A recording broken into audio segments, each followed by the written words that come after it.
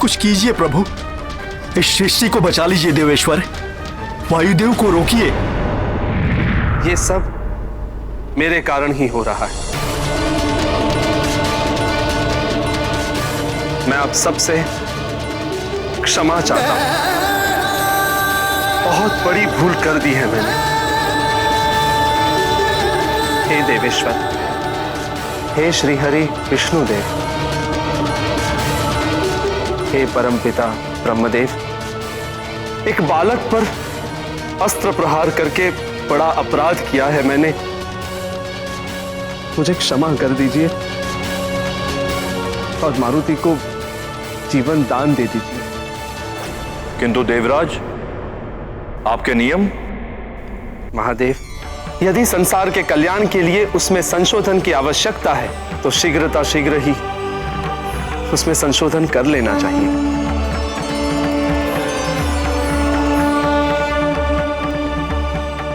मैं भी विधान को संशोधित करके यह नियम बनाने की घोषणा करता हूं कि आज से संसार में कभी भी, कहीं भी, किसी भी दशा में किसी भी अबोध बालक को मृत्यु दंड नहीं दिया जाएगा।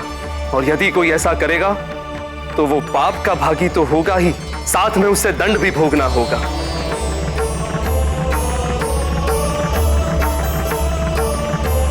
देव, मारुति के कारण ही मुझे मेरे अधिकार और कर्तव्य के मध्य अंतर का बोध हो गया है।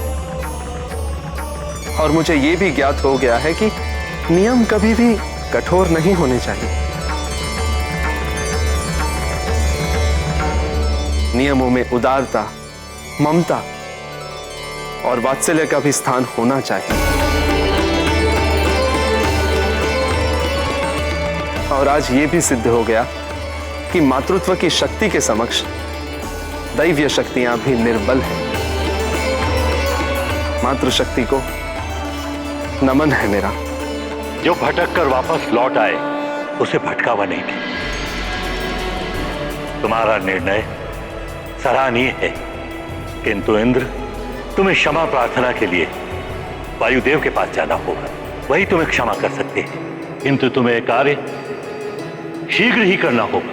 तनिक सा भी विलंब बहुत बड़े अनर्थ का कारण बन सकता है। जो आज्ञा परमपिता, मैं उनसे भी क्षमा मांग लूंगा।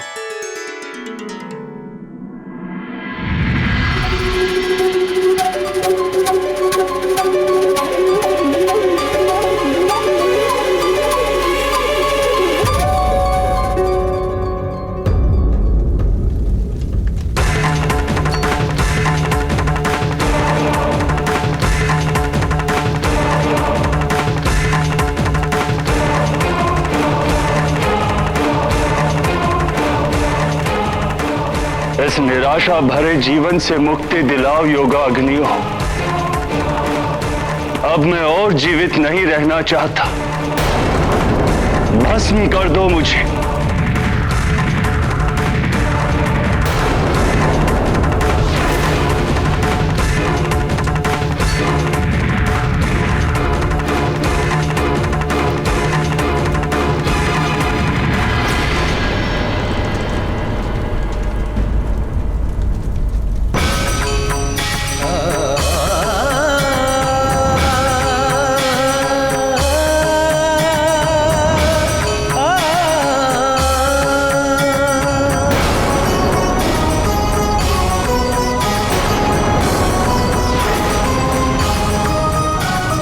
ये आप क्या करने जा रहे हैं? ऐसा अनर्थ मत कीजिए। इस अनर्थ का आरंभ आपने किया था देवराज इंद्र, अब इसका अंत मैं करूंगा।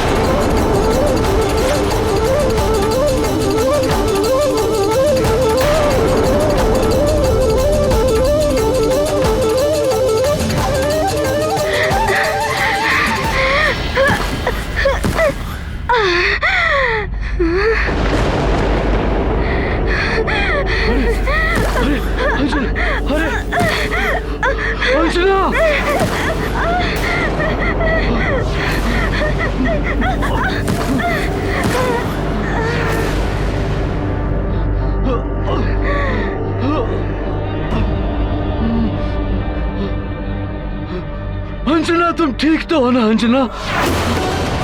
अंजना,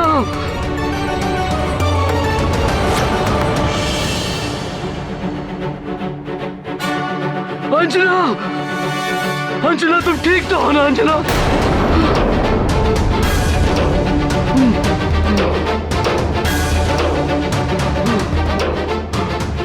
अंजना, अंजना, आंखें खोलो अंजना, अंजना,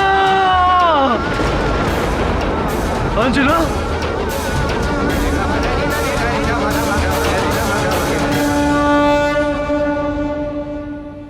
मैं अपने कृत्य के लिए क्षमा मांगता हूं वायुदेव।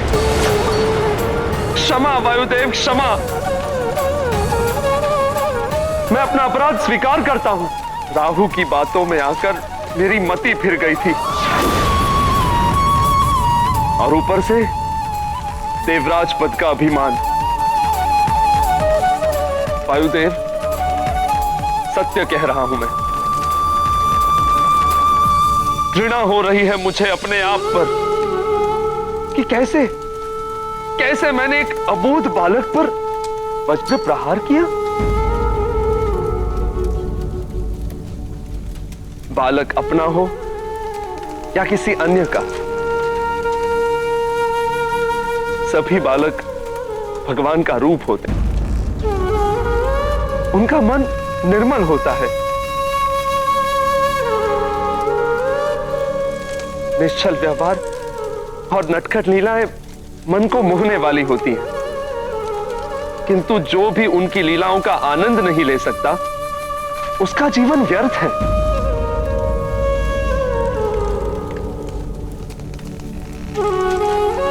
मैंने मारुति की बाल लीला को उसकी उद्दंडता समझने की भूल की,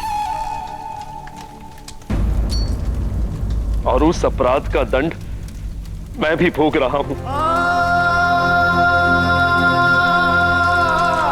वायुदेव, आप यहां मारुति के वियोग में योगाग्नि में जलने को तत्पर हैं,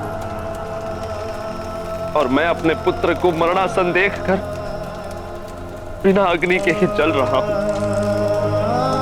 पुत्र से विछोह की वेदना का आभास हो चुका है मुझे।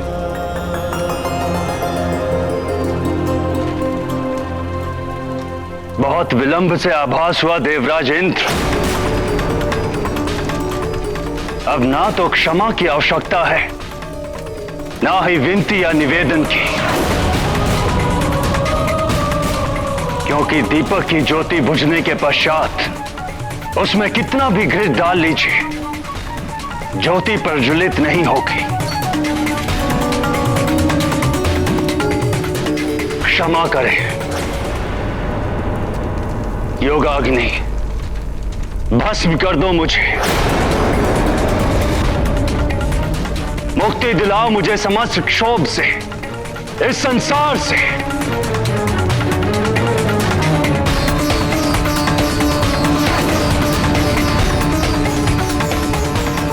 हे देवादिदेव महादेव, हे परमपिता ब्रह्मदेव, अब आप ही कुछ कीजिए, अन्यथा सब कुछ नष्ट हो जाएगा। हाँ प्रभु, शीघ्र ही कुछ नहीं किया गया तो अनर्थ हो जाएगा। इस सृष्टि को बचा लीजिए देवेश्वर, वायुदेव को रोकिए।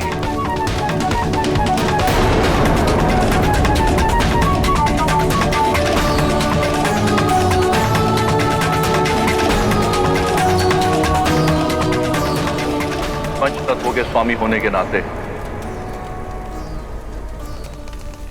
वायुदेव को शांत करने और उन्हें संचारित होने का आदेश तो हम दे सकते हैं, किंतु यह वायुदेव और हमारी मर्यादा का उल्लंघन होगा।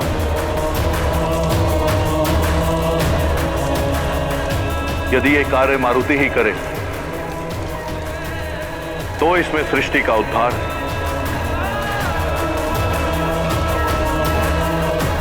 और वायुदेव का सम्मान है। आपका कथन उचित है महादेव। इस सृष्टि के संचालन हेतु मारुति को जीवन मिलना ही उपाय है।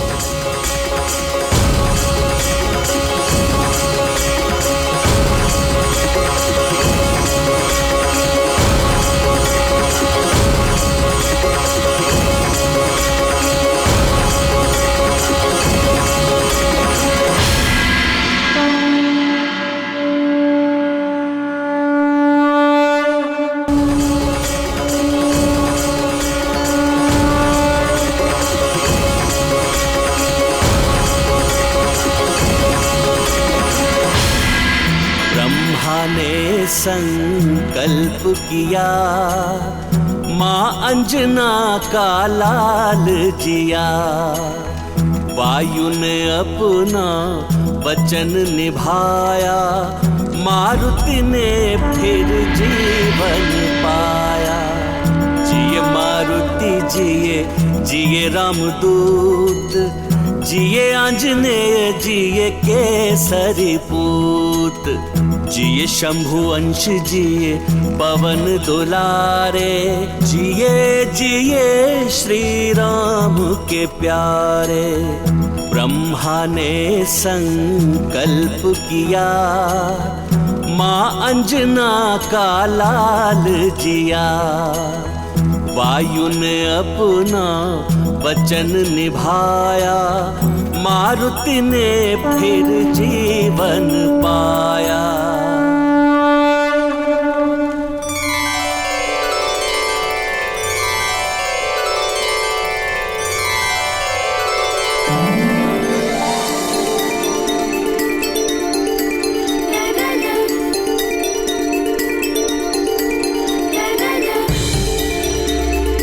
अरे, मारुति को चोट लगी थी और कुछ पीड़ा भी नहीं हुई।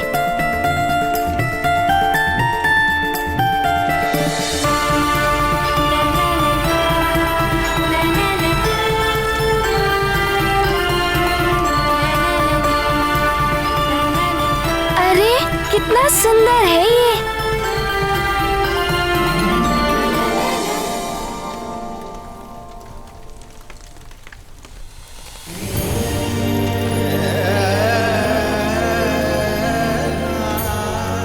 महादेव प्रभु,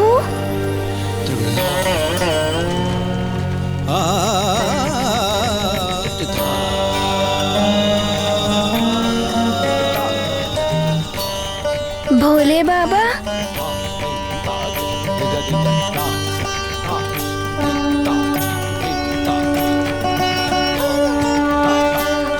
प्रणाम।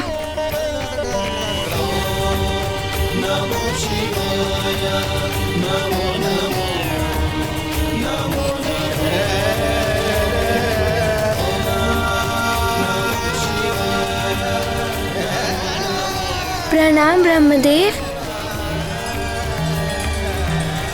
न जाने क्या होगा अब। मारुति क्या कहेगा मुझे देखकर?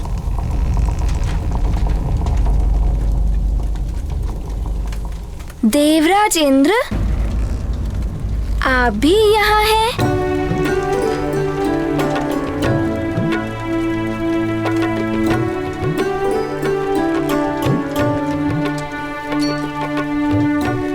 आपका वो सुंदर सा, नटखट सा गजराज, वो वाला हाथी कुशल तो है ना?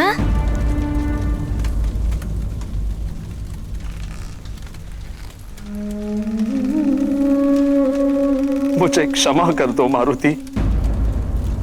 अरे, ये आप क्या कह रहे हैं? बड़े क्षमा नहीं मांगते। हमने यही सीखा है अपनी माता से। किंतु भूल करने वाले को, अपराध करने वाले को क्षमा मांगनी पड़ती है मारुति।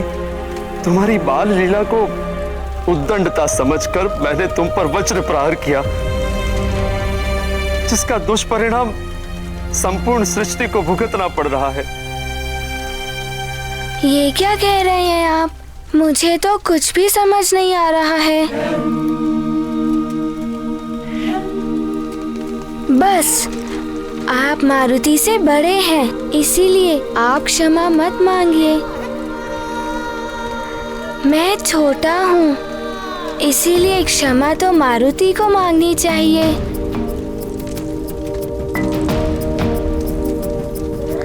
यदि मुझसे कोई भूल हुई हो तो मारुति को क्षमा कर दीजिए।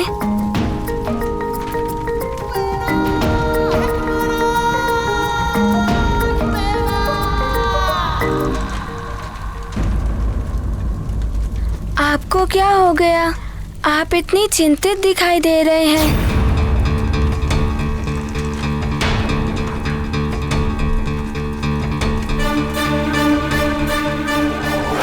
वायुदेव,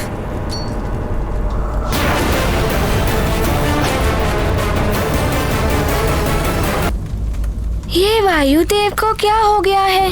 वो अग्नि में घिरकर क्या कर रहे हैं? व्यथित है वायुदेव। व्यथित है वायुदेव।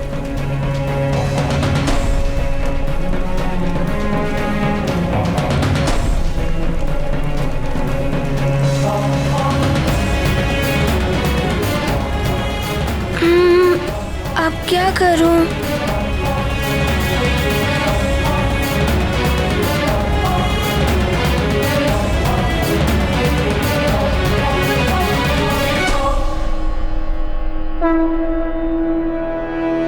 वायुदेव, वायुदेव, ऐसा मत कीजिए, दुखी ना होइए।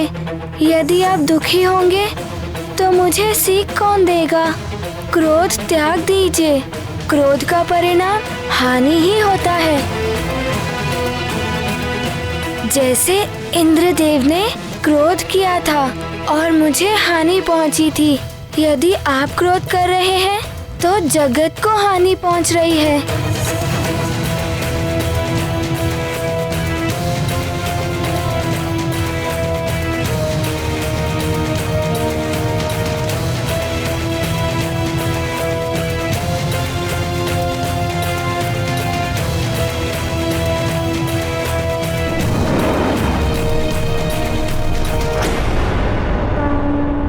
ये आपको मेरा प्रेम भरा आलिंगन गुरुदेव।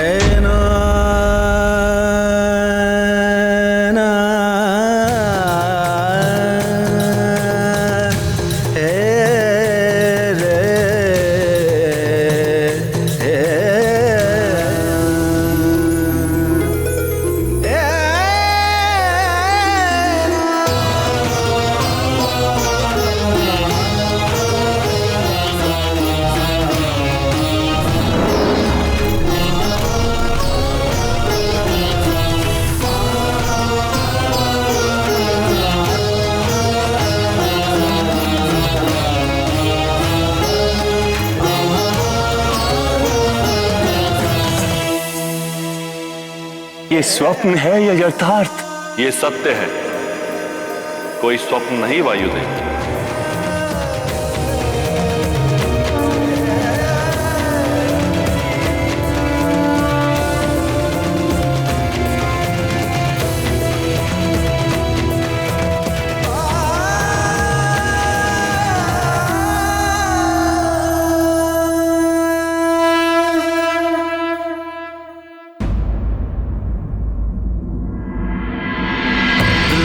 संजीवन लखन जियाए, श्री रघुवीर हर्षि उर लाए।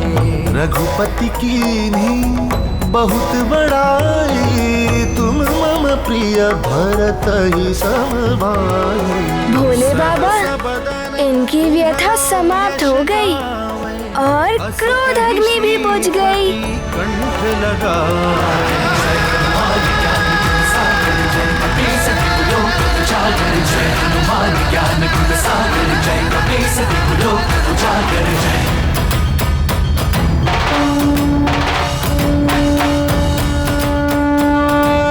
रावण भी विवश होकर दैत्य गुरु शुक्राचार्य को सहायता के लिए बुलाता है, जिससे लंकेश रावण को ज्ञात हो जाता है कि ये सब उस वानर बालक को पुनः जीवित करने के लिए हो रहा है। किंतु इसी बीच वायुदेव अब स्वयं को समाप्त करने के लिए योगाग्नि का आह्वान करते हैं। अब आगे।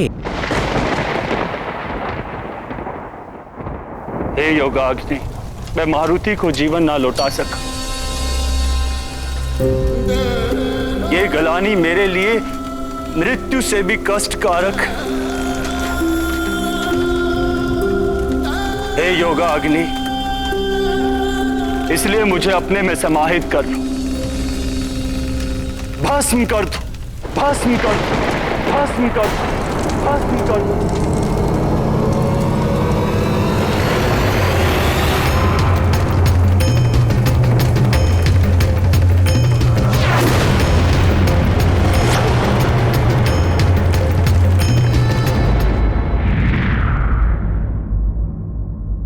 संसार भर में त्राही त्राही मची हुई है त्रिदेव। यदि शीघ्र ही कुछ नहीं किया गया तो प्रलय आरंभ हो जाएगी। कुछ कीजिए प्रभु, इस सृष्टि को बचा लीजिए देवेश्वर।